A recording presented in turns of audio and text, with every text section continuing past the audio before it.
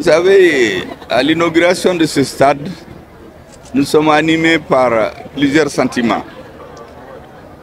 D'abord, le sentiment de grandeur et du sens de l'histoire et de la reconnaissance de notre peuple. Vous savez que la réflexion de ce stade a commencé depuis quelques années. Et ça vient de se terminer avec des grands investissements, malgré la situation critique que notre pays vit.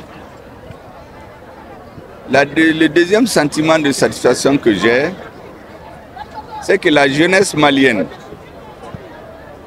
à travers ce stade, notamment celle qui est à Kati ici, de partout le Mali, a désormais un beau joyau qui peut lui servir sur beaucoup de plans. C'est un stade omnisport. Vous avez le football, il y a le basketball, il y a le tennis, il y a le maracana, il y a le jeu des gros bras comme on dit. J'ai vu des amis d'Ogon là, j'ai dit que je ne vais pas les approcher. Et donc, vraiment, nous sommes satisfaits sur le plan sportif. Maintenant, l'autre grande satisfaction, vous savez, c'est que le président Goïta aime toujours mettre les femmes à l'honneur. Regardez, ces deux équipes féminines qui ont joué, arbitrées par une équipe de femmes, pendant la semaine de la famille. Vous savez que les célébrations ont commencé hier seulement.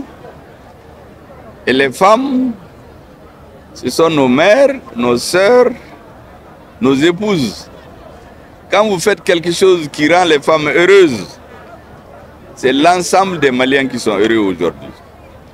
Et je voudrais dire bravo aux deux équipes. J'ai l'impression qu'elles ont fait exprès de faire 0-0.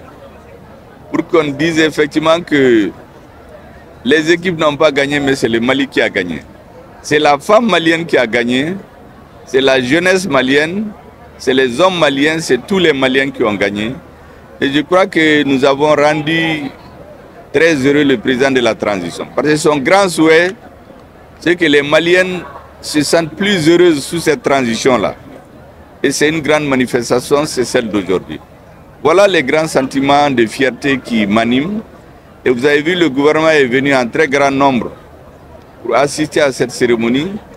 Je voudrais donc à cette occasion féliciter Monsieur le ministre de la Jeunesse et des Sports, féliciter toute son équipe et toute l'administration chargée de ce joyau-là. Vous savez aussi, il y a la famille de Salif. C'est une grande satisfaction que j'ai oublié de souligner. C'est que quand je les ai reçus au lendemain du décès de notre frère Salif, une grande promesse avait été prise au nom du gouvernement que nous allons baptiser un grand lieu du nom de Salif pour le rendre immortel et que toutes les jeunesses, dans toutes les générations du Mali, sachent qu'au Mali a existé un homme qui doit être une référence demain. Tous les peuples ont besoin de héros dans leur histoire. C'est ce qui anime la jeunesse. Et Salif, un héros du football malien, immortalisé à travers ce stade, je pense que ça aussi c'est un engagement que j'avais pris, validé par le président et le gouvernement, qui vient aujourd'hui de se réaliser.